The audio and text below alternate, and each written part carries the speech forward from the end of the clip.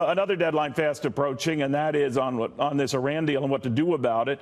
Just a little bit more than a week away from determining on the part of the president whether he wants to nix the deal that's in place or fix the one that is. All right, former U.S. Army intelligence officer Michael Pregent joining us. Michael, I know the French and German leaders were here last week saying we put too much into this to risk starting from scratch. There are things we can tighten up and fix. The president's been of a mindset, no, this thing was a disaster from the get-go.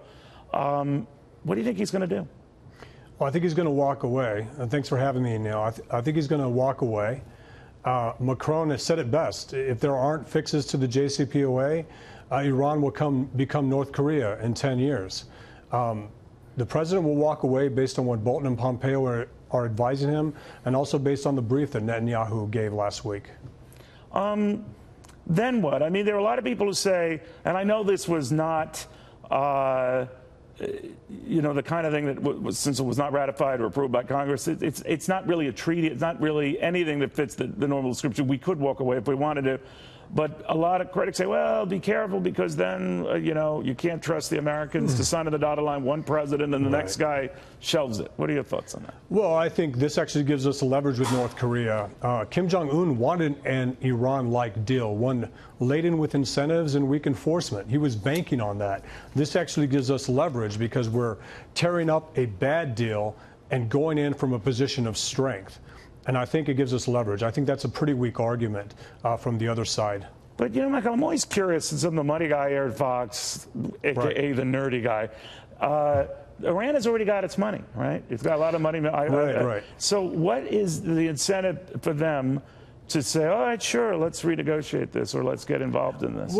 Well, they squandered that money, and that's what these protests are about. The Iranian people have said that the regime squandered the economic benefits of the Iran deal, the $100 billion or the $150 billion. It's gone.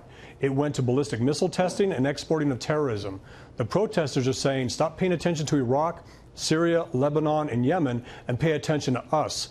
The Iranian rial is in the tank.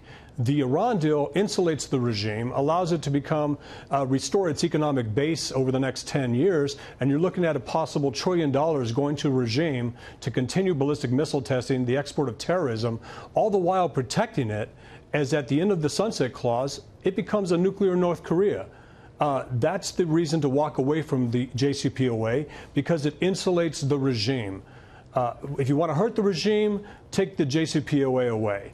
Europe is not investing now because they're afraid of U.S. secondary sanctions. They're not going to invest in Iran when the U.S. has walked away from it. Iran's economy is not worth it. Doesn't matter how much they hate the president, it's not worth hurting Europe for a president that could be gone in 2 to 4 years.